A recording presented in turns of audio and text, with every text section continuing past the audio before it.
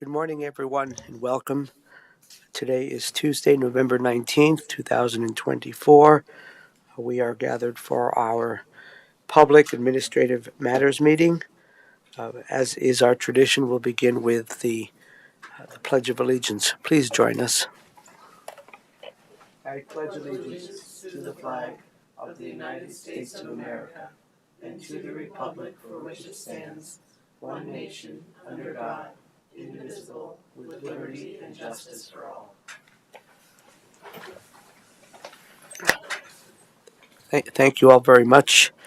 My name is John Kafalis, Chair of the Board of County Commissioners, residing in District 1, joined by Kristen Stevens, who lives in the District 2, and we'll have Commissioner Shattuck McNally joining us shortly.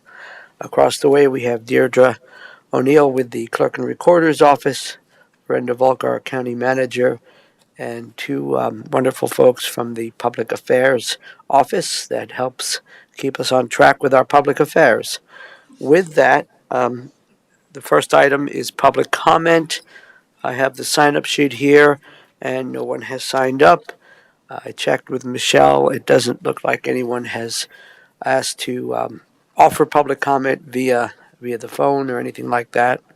So I'll check one more time to see if anybody here in person wishes to offer public comment and may not have signed up. Looking around, going once, going twice, 3 times. We will now close public comment. Next order of business is approval of the minutes. Well, Commissioner Stevens, will you offer the motion, please? I will, Mr. Chair. I move to approve the minutes for the week of November 11th, 2024. Thank you kindly. That indeed is a proper motion. All those in favor? Aye. That passes 2-0. We now go on to the review of the upcoming schedule. Michelle?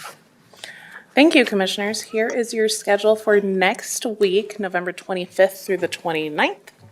On Monday, November 25th at 10 a.m., you'll have a work session with Emily Humphrey, Director of Community Justice Alternatives. At 1:30 p.m., you'll have a work session with Leslie Ellis, Director of Community Planning, Infrastructure, and Resources.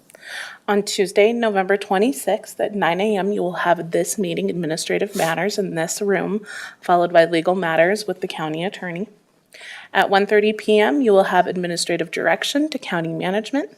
And at 5 p.m., Commissioner Kafalis will volunteer at the Fort Collins Rescue Mission Thanksgiving dinner. On Wednesday, November 27th, you have an open schedule. And on Thursday and Friday, November 28th and 29th, county offices will be closed in observance of the Thanksgiving holiday. Short and sweet. I like short and sweet. Commissioner Stevens, any feedback? The only feedback I have is that I think on Monday, November 25th, I do have an Upper Front Range Transportation Planning Region Executive Committee to look at, I believe, scoring of the multimodal options fund projects, and may mean that I have to leave that work session at 1:30 a little early, but that is the only other thing that I have on my calendar. Thank you. Great. Thank you, Commissioner. Thanks. Okay, we'll move on to the consent agenda. First, I'll need to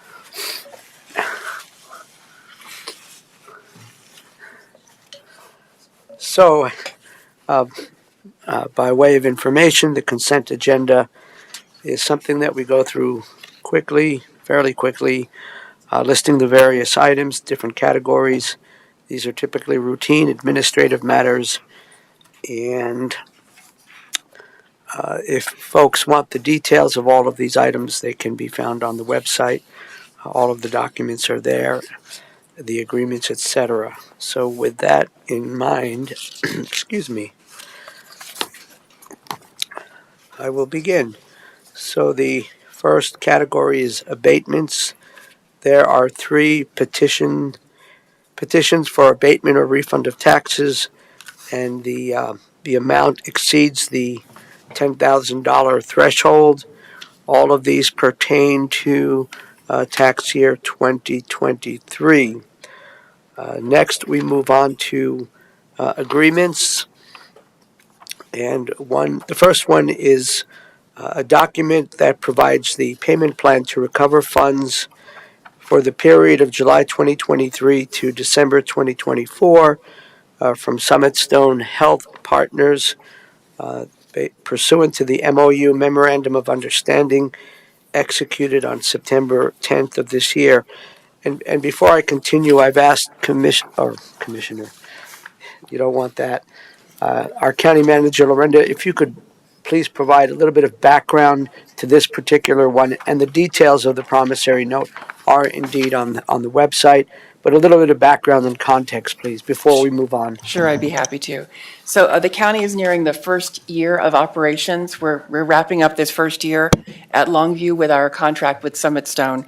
It was a unique business model. We didn't know what to expect. We weren't sure how insurance billing was going to go. And so the end of that first agreement requires a true-up of the medical billing, which we call third-party revenue.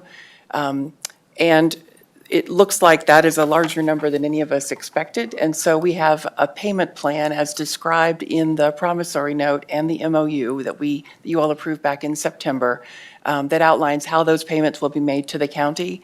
To be really clear, this is not sales tax money. This is not public funds. This is the billing amount, and it will come back to the county with interest and will be made whole. Thank you, Lorinda. And I would add that the terms of this promissory note are the payment plan begins actually July 15th, 2026 through June 15th, 2031. And again, this is an agreement between Summit Stone Health Partners and the county, the Board of Commissioners. The total dollar amount is approximately $7.6 million. And thank you for providing that context. We'll move on. And of course, there is the option to the commission. I neglected to mention the commissioners can pull something off the consent agenda if they wish. The next item is State of Colorado Contract Modification, Contract Amendment Number 5. This is from Human Services, Department of Human Services, to modify contract exhibits, update performance-based targets and deliverables for County Department of Human Social Services to achieve certain performance standards related to county administration, medical assistance eligibility, and cooperation with other medical assistance related entities. Again, this has to do with performance incentives and medical assistance programs, commonly known as Medicaid, and other things related to that. Terms of this amendment are July 1, 2020, going back to June 30th of 2025, and this is between the county and the Department of Healthcare Policy and Finance, which oversees the Medicaid Health First program. And the total dollar amount, welcome. And the total dollar amount is approximately $1.96 million.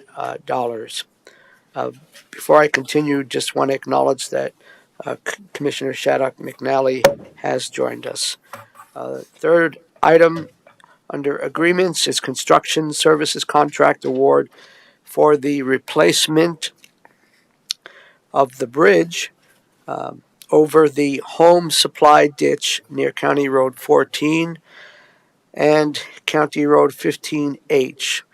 Bid number B24-08 PN 346. This is submitted by our engineering department requesting approval of a construction services contract for a bridge replacement over the home supply ditch near County Road 14 and 15H. This project will replace the existing bridge with a lengthened concrete box culvert and will widen the roadway to include a westbound left turn lane and widen shoulders across the ditch.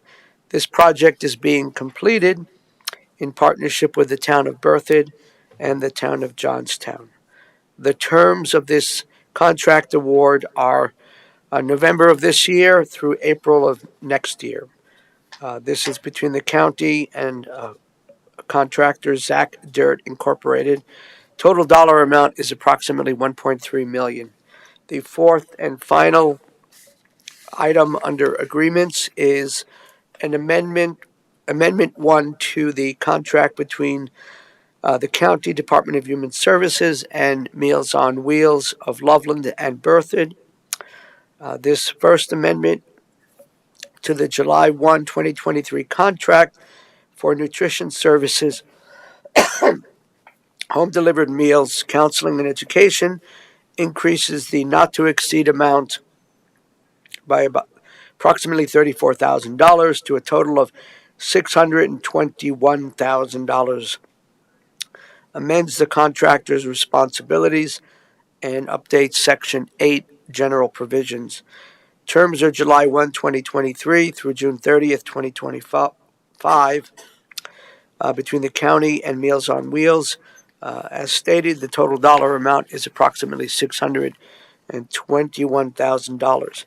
Moving on to appointments.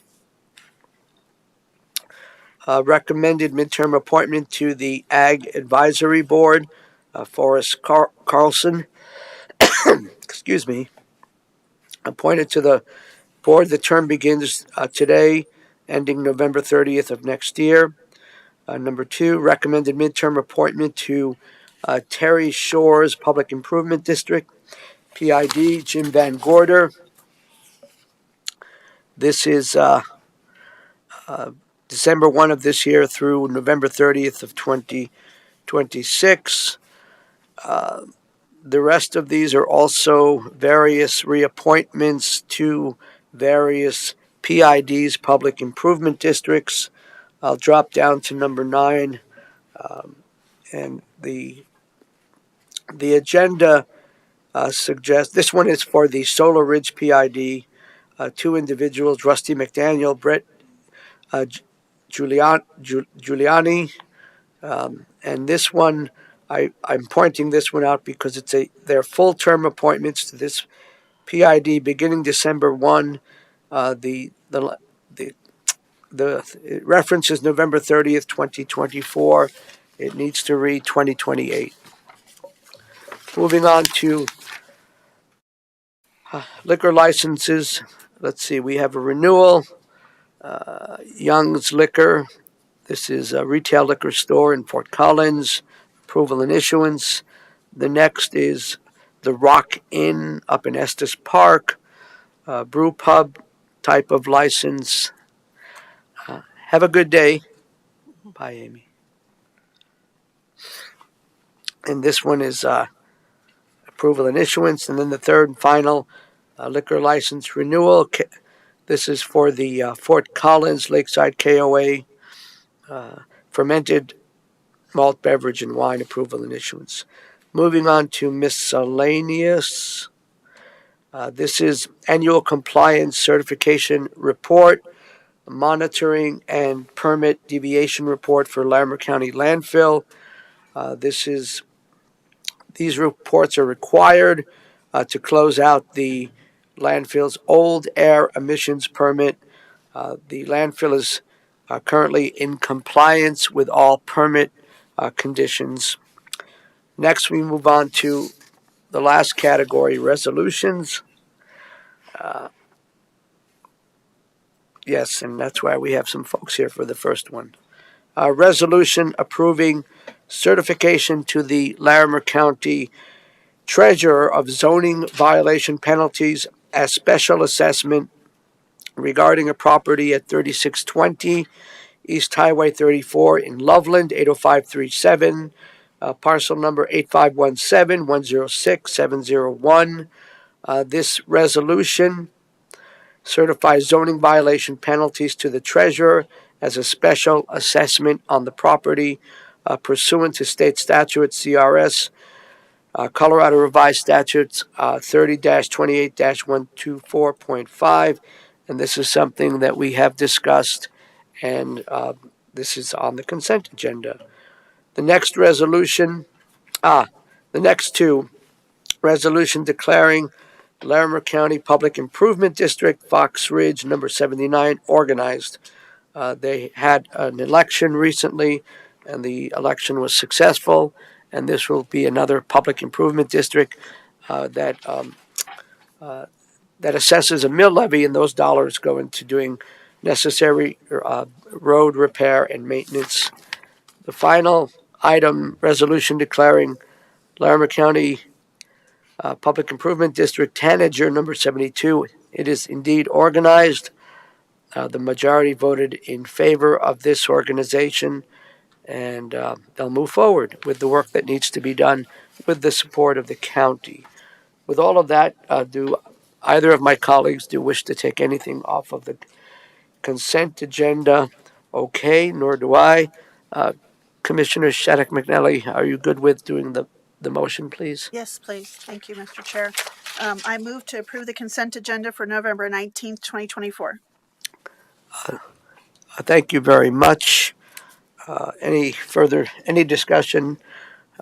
Seeing none, all those in favor? Aye. Aye. Aye, that passes 3-0.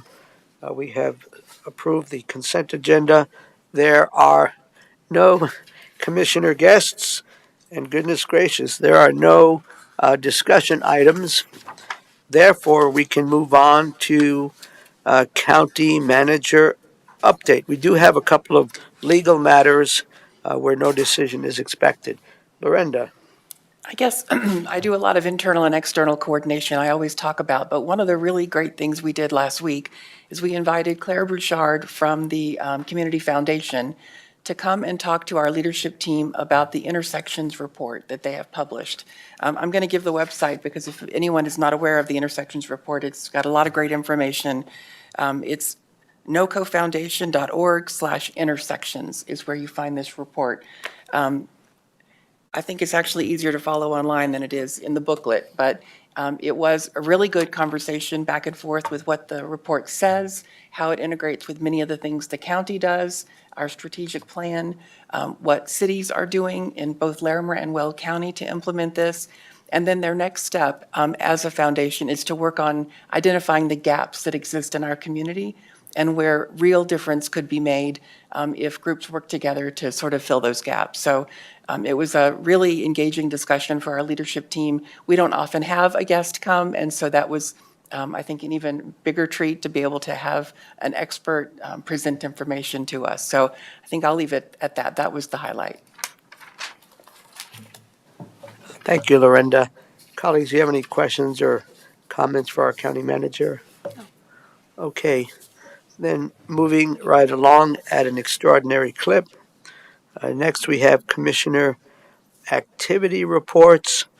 Commissioner Stevens, how about sharing with us a little of what you did here and there? Sure. I'll be brief since we have a lot of other executive session business to take care of this morning. But so last Tuesday, I participated on a panel for ClimateCon at CSU.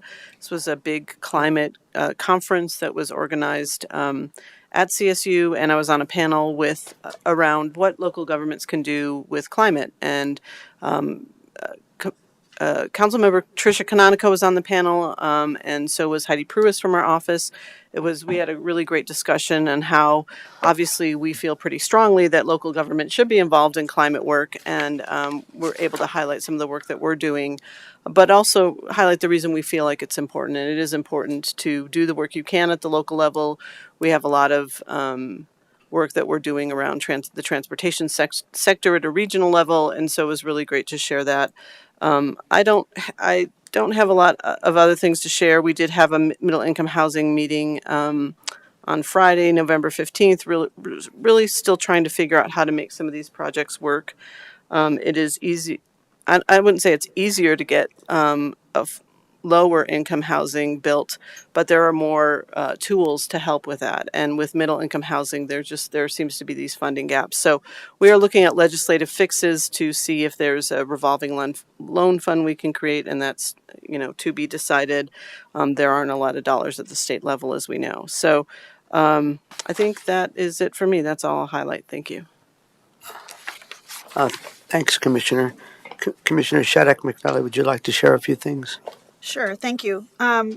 You know, on Tuesday and stuff, we've had a lot of meetings with community members who had some concerns after the last recent elections and questions and what does it look like. And so I've had a lot of meetings with constituents and groups, and so I just wanted to share that because I know they're listening in and just taking a lot of time to meet with folks who want to just have someone to talk to and listen. And so that's been a lot of my week last week. But on the Wednesday the 13th, I had lots of little mini meetings, but we did have our Rural Action Caucus from the National Association of Counties meeting.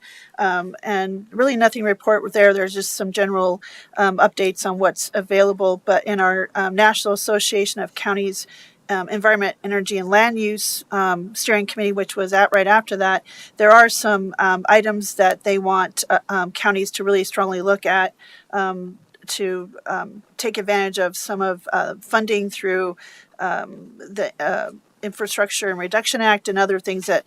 So I'm going to be forwarding that on to Heidi Pruis and maybe to Josh Fudge and them, some opportunities for grants and things. I just need to get that email with the links back sent to me.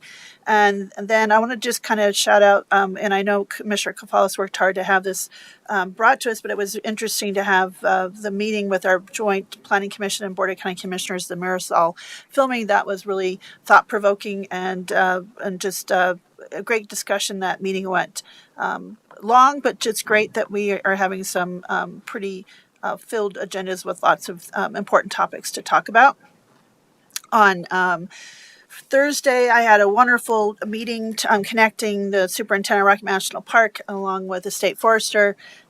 Really strong partnerships there, talking about wildfire mitigation. I had gone up over this last weekend, to see the prescribed burn that happened in Rocky Mountain National Park. That was just went to perfection.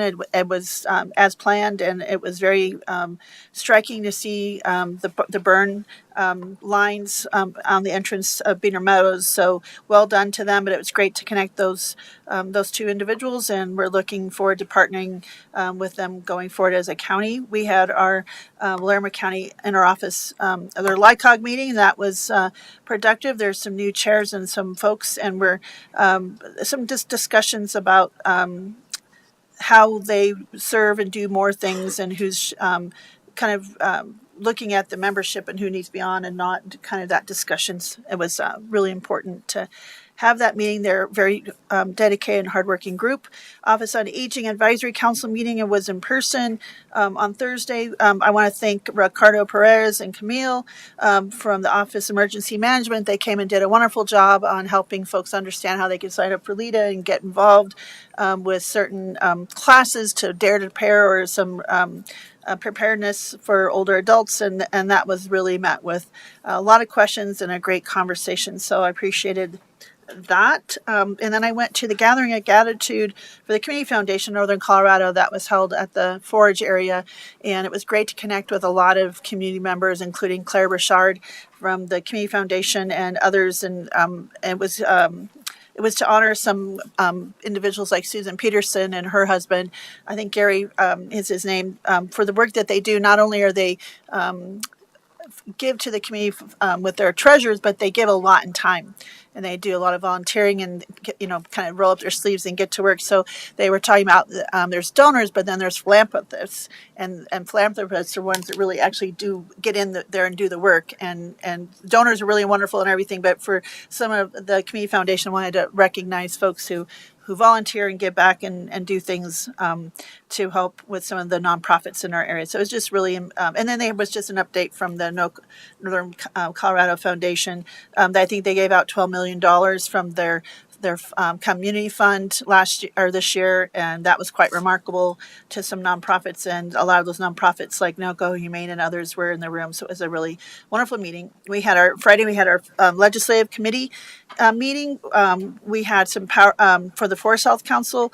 I chair that. We had we're kind of wrapping up all of our presentations. We had probably 6 meetings of presentations, really about watersheds, water providers, mitigation work, woody biomass work, and so we're kind of gathering some more questions but we will have probably by January our 2026 recommendations, legislative recommendations to send to the council in January. So that's moving at a clip. We also had our NOCO partner meeting, which was overlapping a little bit for me. That was a really great and well-run meeting. One thing I want to make of note, it was great to focus on the winter migration and winter grazing grounds from some of our wildlife, and that was a great presentation to think about those areas as well, and looking at that map and some of the messaging, and so that stuck out to me from that meeting. And then we had our Colorado Fire Commission and Colorado Forest Health Council subcommittee meeting on prescribed fire. I am on that committee. We've been meeting for 2 years. They've had a lot of input and feedback and workshops with community members and folks about prescribed fire and the recommendations and some of the strategy and tactics that they're going to send to the state legislature and some of the folks, and that is being written right now. And so a rough draft should be ready in December, and then that will be presented to the two committees going forward. And so I will certainly share all of that along with the newly approved Forest Health Council report that we worked on as a Forest Health Council to my colleagues if they're interested. And then, sorry, I lost my place here.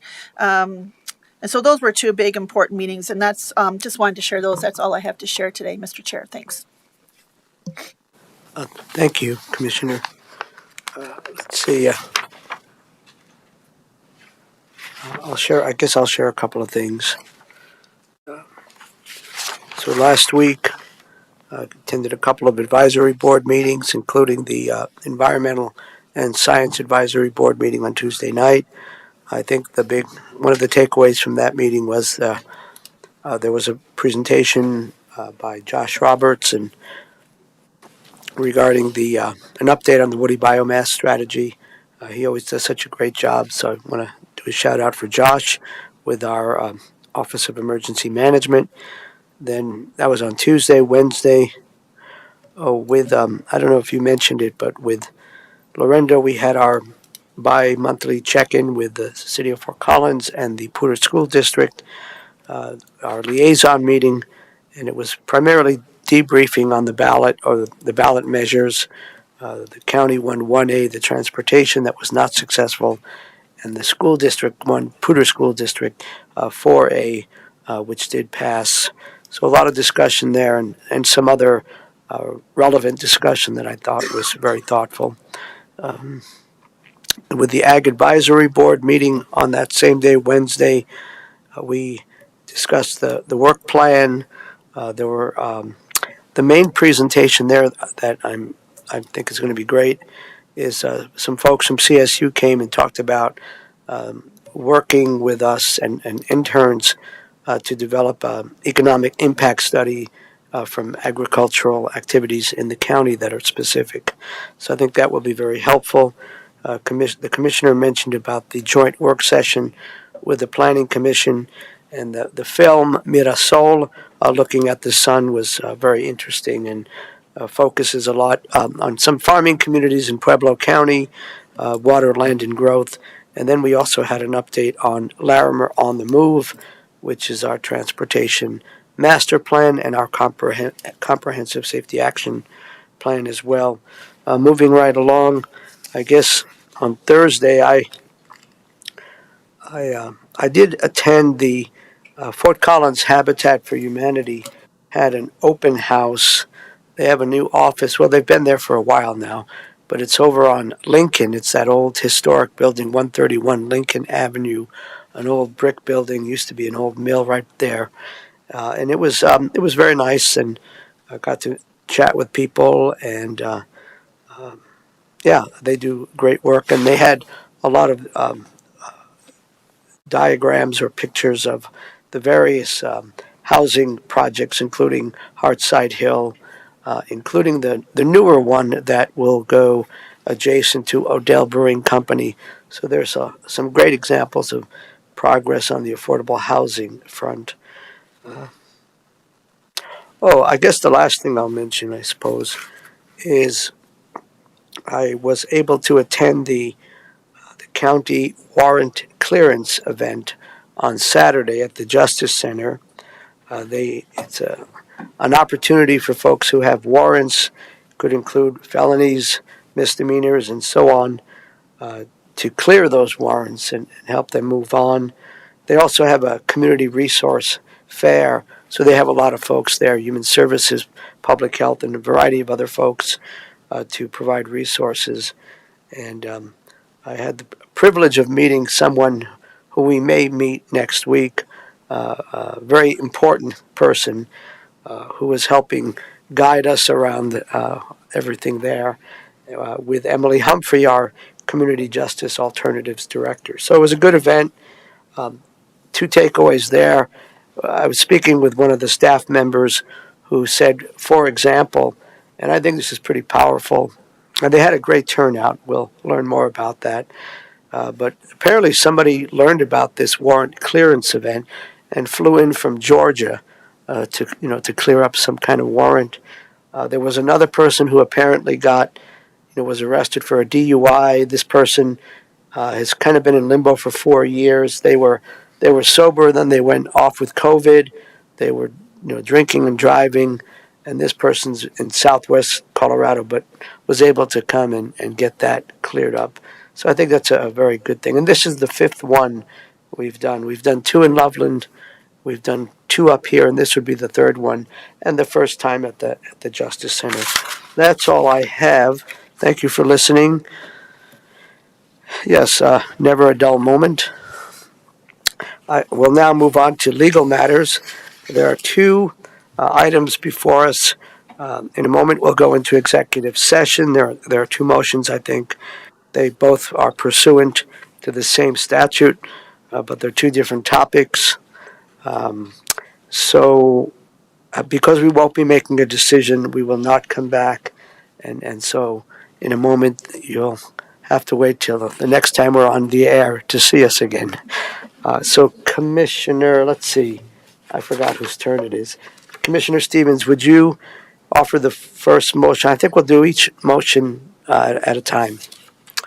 Yes, Mr. Chair, I move that this board goes into executive session pursuant to Colorado Revised Statute 24-6402-4B, conferences with an attorney for the purpose of receiving legal advice about court case ARC 24-3966 regarding Aaron Butler.